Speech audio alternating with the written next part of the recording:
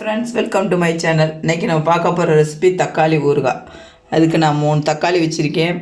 அதுக்கு தேவையான கொஞ்சோண்டு புளி வச்சுருக்கேன். பூண்டு, பெருங்காயம், வெந்தயம், கடுகு, மிளகாத்தூள், இதுக்கு தேவையான பொருள். இப்போ தக்காளியை கட் பண்ணி வேக வச்சுருவோம். இப்போ தக்காளி நல்லா குழஞ்சிருச்சு இந்த மாதிரி. இப்போ இதை வந்து மிக்ஸி ஜாரில் அரைச்சிட்டு வந்துடுவோம்.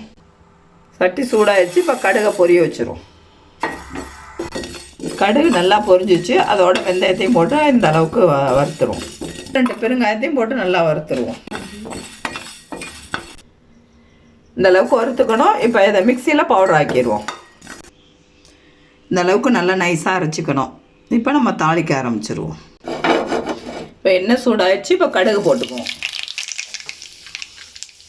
3 பட்டை மிளகா போட்டுக்குவோம்.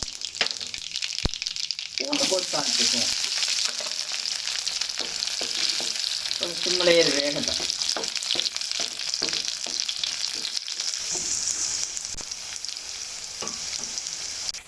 தக்காளியை பதில் ஊற்றி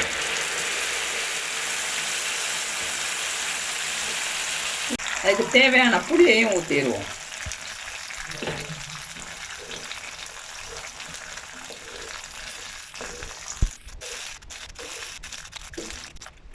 இப்போ வந்து தேவையான மிளகாத்தூள் போட்டுவோம். யாருக்கு எவ்வளோ தேவையோ அதுக்கு தகுந்த மாதிரி. நான் இப்போ 1.5 ஸ்பூன் போட்டிருக்கேன். உங்களுக்கு எவ்வளோ தேவையோ அவ்வளோ போட்டுக்கோங்க.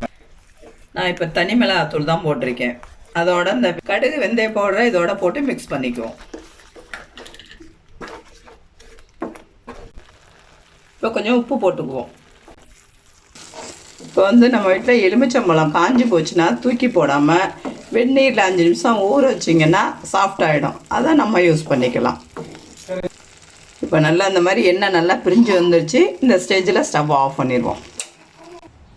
தக்காளி ஊறுகாய் ரெடி ஆகிடுச்சு. இந்த டேஸ்ட்டு உங்களுக்கும் பிடிக்கும்னு நினைக்கிறேன். ட்ரை பண்ணுங்கள். Thank you. Tell me pretty lies, look me in the face, tell me that you love me, even if it's